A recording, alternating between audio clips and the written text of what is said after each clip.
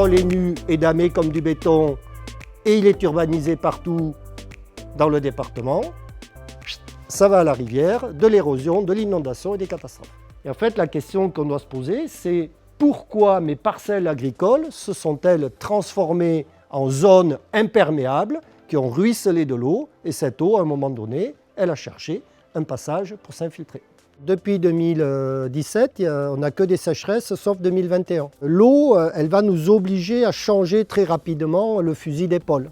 Donc on apprend aux paysans à devenir de plus en plus autonomes. On se pose des questions sur le pâturage, et l'arbre, et la litière, etc. Et donc à un moment donné, dans l'argumentation, ça crée des déclics chez les paysans.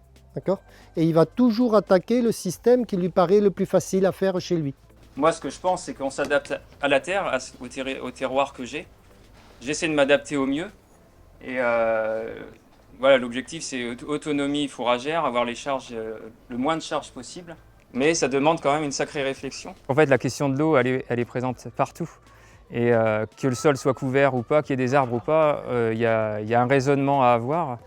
Et les arbres sont une solution, même en terrain très sec, justement.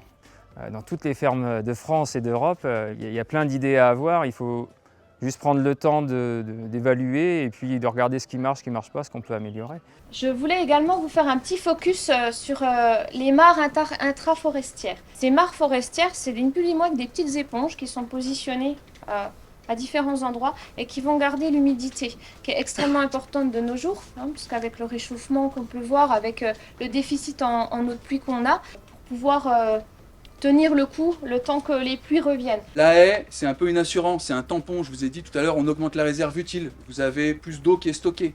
Donc tampon eau, tampon biodiversité, tampon climat, faire de l'ombre aux bêtes, protéger du vent. Vous n'êtes pas obligé de faire des énormes projets. Faites des petits projets. La première année, on vient vous aider à planter, on vous montre les gestes techniques. On le voit, les plantations, c'est des effets bouche à oreille. Donc en fait, il suffit de 3-4 agriculteurs qui plantent, qui réussissent leur plantation, parce qu'on regarde si ça fonctionne ou pas. Et après, ça essaime, quoi. Je pense qu'avec le GI2E, ça peut prendre de l'ampleur. On voit au nombre d'adhérents qu'ils ont.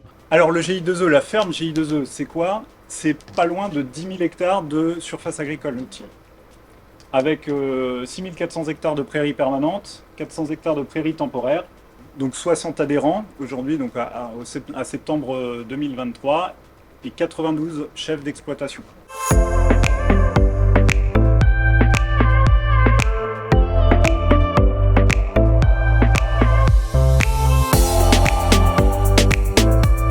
Ils nous ont expliqué le cycle de l'eau. Donc on a pu apprendre beaucoup sur l'eau. C'est très important. C'est quelque chose qui me concernera plus tard. C'est plutôt intéressant de voir comment changer le monde. Il va falloir se bouger et puis changer notre façon de faire. C'est des thématiques qu'on évoque déjà depuis des années. On travaille avec eux les notions de développement durable et c'est tout l'intérêt justement de ces interventions-là. C'est qu'au bout d'un moment, on va vraiment lier ce que l'on aborde en cours, ce qu'ils devront présenter à l'examen et relier à un cas très concret pour eux.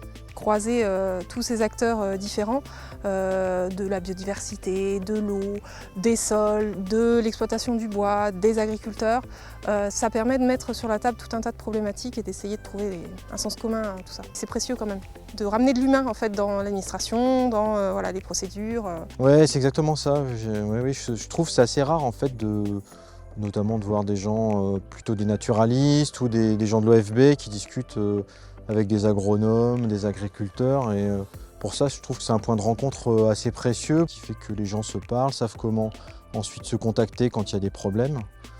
Donc voilà, c'est plutôt riche et instructif.